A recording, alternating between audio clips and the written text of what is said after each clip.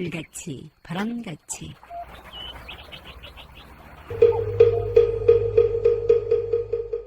부처님 말씀 대승귀실론. 사람은 누구나 깨달으려는 의지를 갖고 있다. 이 사실을 자각할 필요가 있다. 자각한 사람은 영원히 흔들리지 않는다.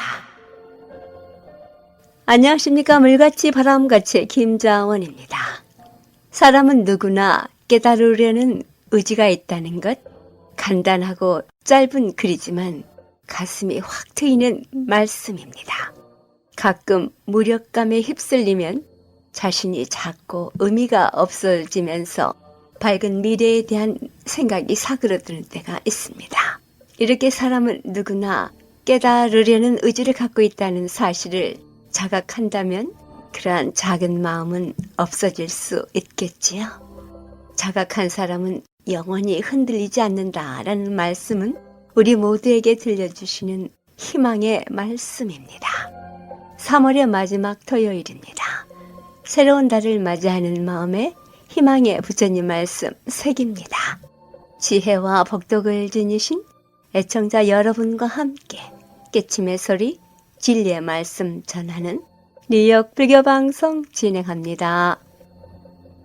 물같이 바람같이 뉴욕 불교방송, 오늘 이 시간에는 지난주 뉴저지 보리사에서 해주신 회주 원영 스님의 법문 발췌했습니다. 부처님 열반일을 맞이하여 열반에 대한 사례를 들으시면서 해주신 법문입니다. 함께 듣습니다. 부처님과 생로병사를 다 해결했다는 성인이 돌아가셨으니 얼마나 충격이겠습니까?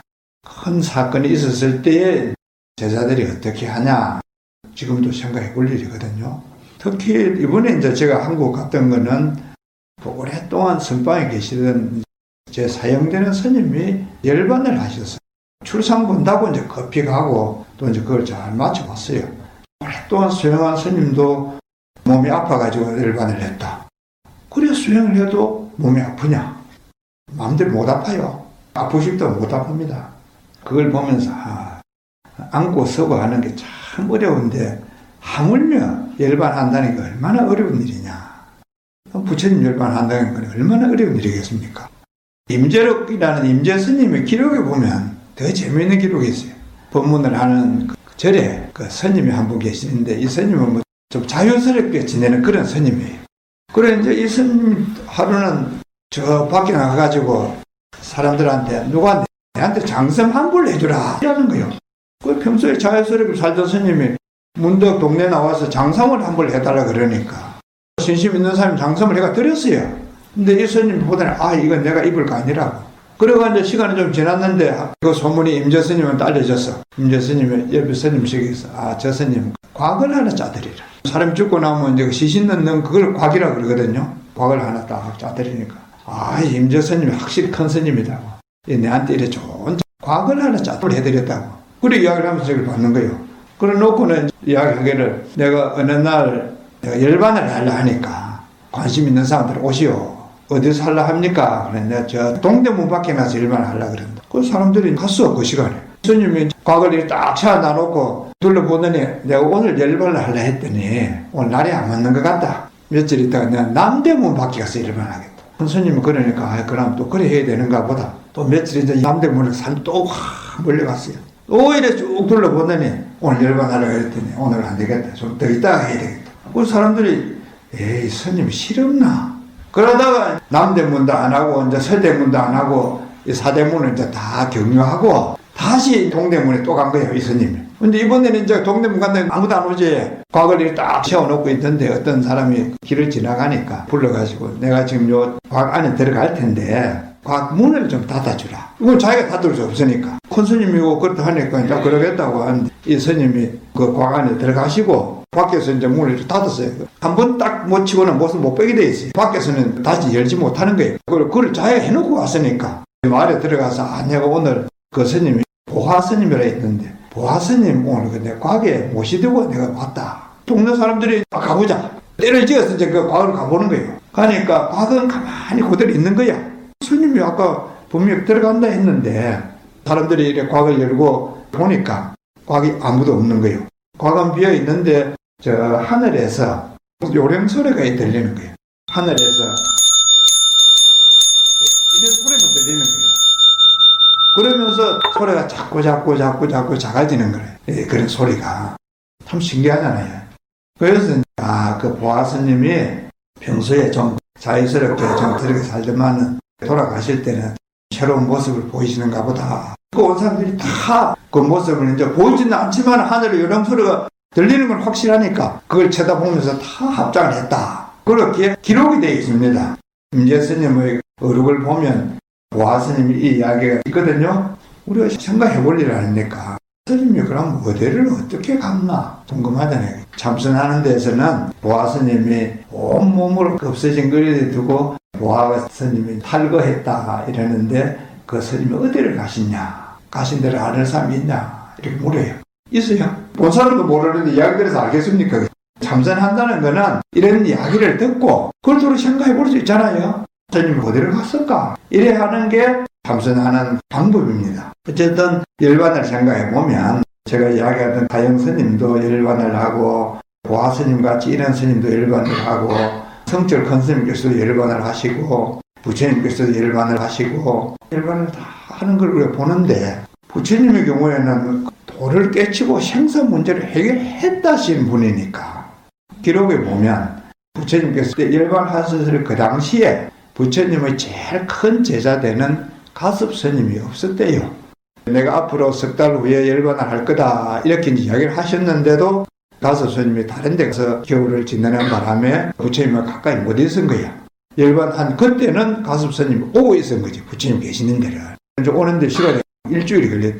그동안에 사람들이 하도 많이 와서 문상을 하고 예배를 하고 이래 해서 시간이 일주일이 걸리고 제일 마찬가지가 되는 가섭 스님이 기다리겠다고 해서 일주일이 걸려가지고 스님이 왔으니까 상을 치르게 되는데 이 스님 배달프게 하시는 거예요. 상녀 속에 계시는 부처님 귀신이 상녀 속에 있는데 발이 상녀 밖으로 이렇게 탁 나왔다는 거예요. 사람들이 보니까. 시신 있는 걸 곽이라 그러잖아요. 그래서 곽에서 이를 발을 보인다. 이래가지고 곽시 쌍부 이렇게 곽에 있으면서 발을 보인다. 그런 뜻이거든요. 가섭 스님이 와서 참 예달게 하니까 부처님께서 곽에서 발을 이를 보이더라. 상식적으로 이해가 안 되는 부분이잖아요. 그리고서 일주일 후에 상을 치르다. 기록은 그리 되어 있습니다.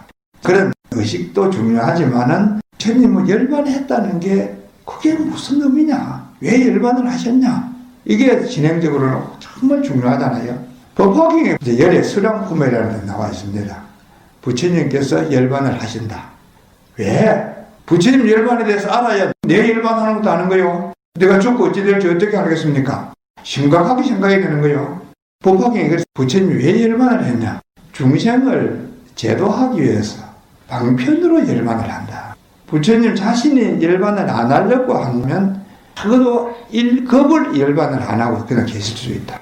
열반기에 그래 나와 있어요. 그런 속에 부처님께서 여러 번 이야기를 합니다. 지금 남한한 성인은 서가모니 부처님만 부처님이 아니고 그런 성인은 많이 있었기 때문에 이런 성인은 열반을 하지 않으려고 하면 1급이 있는 거는 참 쉽다. 여러 번 이런 이야기를 옆에 있는 시자한테 해요. 그리고 시자 아무 소리 안 합니다. 그래 있는데 그 옆에 있던 악마라고 그렇게 표시하는데 부처님이자 이 세상의 모든 인연을 다 만드셨으니까 열반을 하셔도 부처님 법이 그대로 전해집니다. 이제 열반하실 때입니다. 이래서 부처님 열반하셨다. 그래서 놨거든요. 만약에 내가 오랫동안 있으려 하면 최소한 1급 이상 열반 안 할 수 있다는 이야기를 여러 번 할 때에 옆에 있던 시자가 그러시죠. 부처님께서 열반을 하시면 되겠습니까? 부처님께서 오래오래 계셔야 됩니다. 이래 청을 했으면 부처님 열반을 안 하신다는 거예요. 열반기 그래 써놨어요. 부처님 그 전라고 하는 이야기야. 내가 여러 번 이야기하던데 한 번도 그런 이야기 안 하더라. 이제 와가지고 내가 열반 하겠다 정하고 나서 이야기하니까 아이고 부처님 열반 하시면 안 됩니다. 이미 끝났는데 그 이야기는. 열반 한다고 이야기했다가 안 한다고 취소가 안 된다는 거예요. 그건 이치에 안 맞아서. 나중에 보면 부처님 시자를 하던 아남 스님이 부처님께서 열반하신다는 이야기를 들었냐? 여러 번 들었습니다. 그럼 니 왜 열반하시지 말라는 소리 안 했냐? 그때는 그 생각이 안 났습니다. 나중에 아남 스님이 부처님 열반한 후에 여러 가지 잘못한 게 이제 나와요. 그 중에 한 가지가 부처님께서 열반한다는 이야기를 하셨을 때 아무 소리 안 하고 있었던가. 그건 네 잘못했다. 정말 잘못했다고 스님 참여를 하고 그러거든요.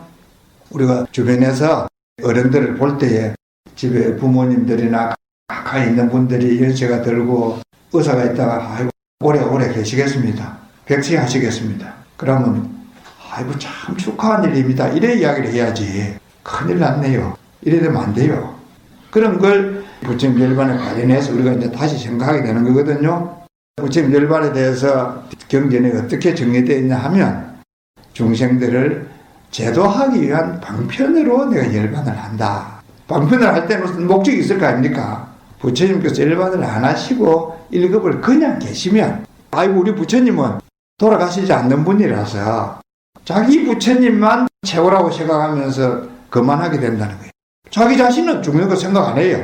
부처님은 열반을 안 할 수 있어요. 그런데 중생은 열반하는 거예요.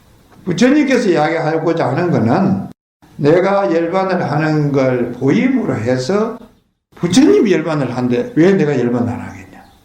굉장히 심각하게 받을 거 아닙니까? 중생으로 살면서 그럼 우리가 어떻게 해야 되냐. 부처님께서 뭐라고 우리에게 이야기를 하셨냐. 이런 걸 더 심각하게 받아들이게 되는 거예요. 하라고 45년간을 이야기를 해도 말을 잘 안 듣는다는 거예요.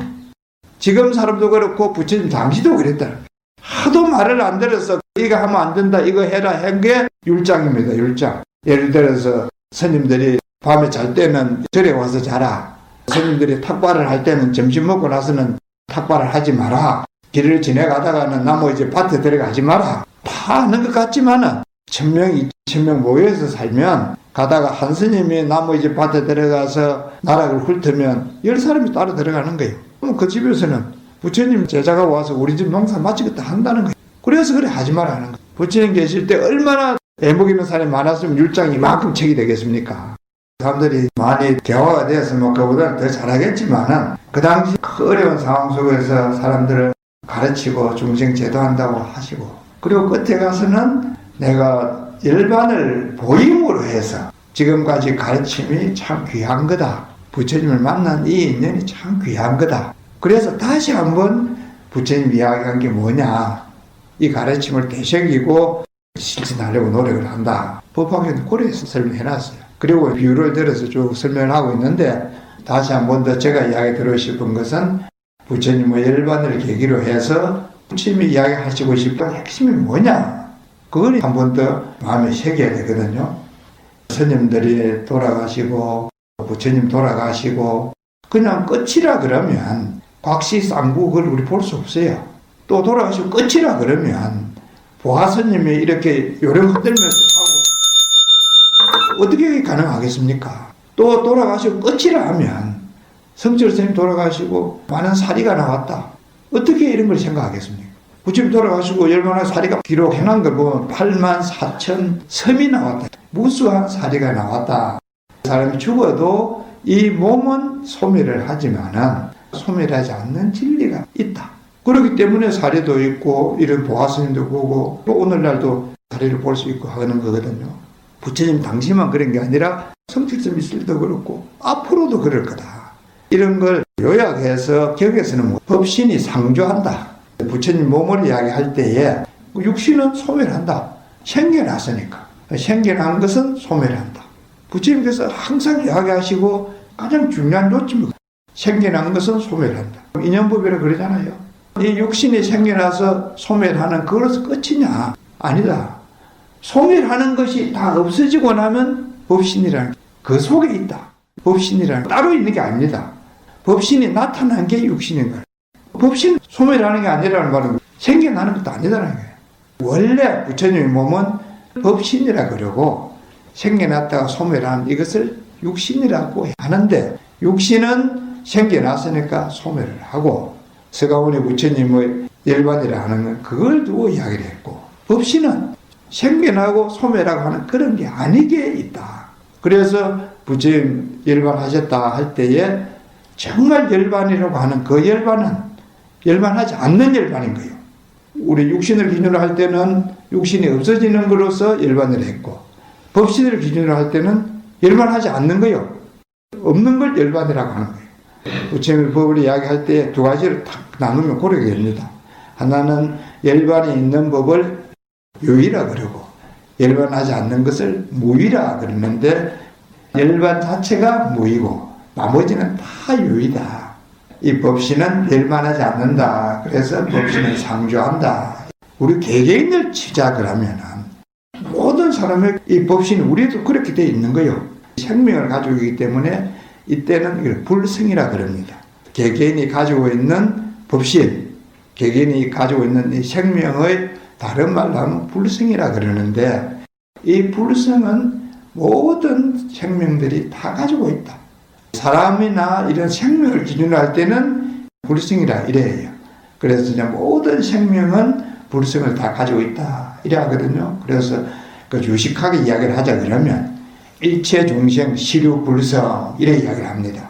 부처님께서 평생에 이야기를 하고 열반하시면서까지 이야기하고 이렇게 간절하게 법문을 하신 내용을 한마디로 하라 그러면 모든 생명이 이렇게 불성을 가지고 있다.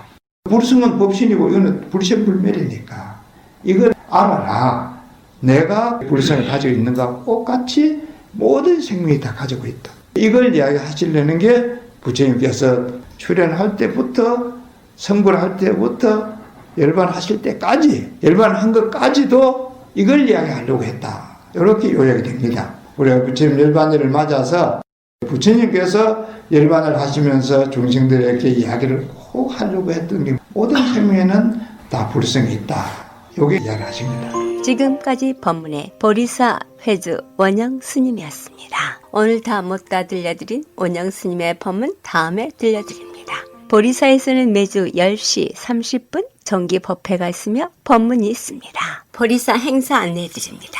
내일입니다. 3월 31일 정엄스님 100일 기도 회향이 내일 있습니다. 여러분들의 많은 동참 바랍니다.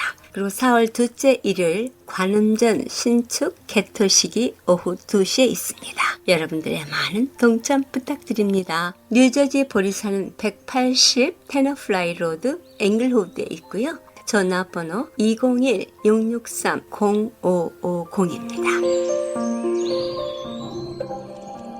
물같이 바람같이 뉴욕 불교방송은 부처님 말씀을 나누는 법당입니다. 전파에 실려 여러분께 다가가는 법문은 진리를 우주법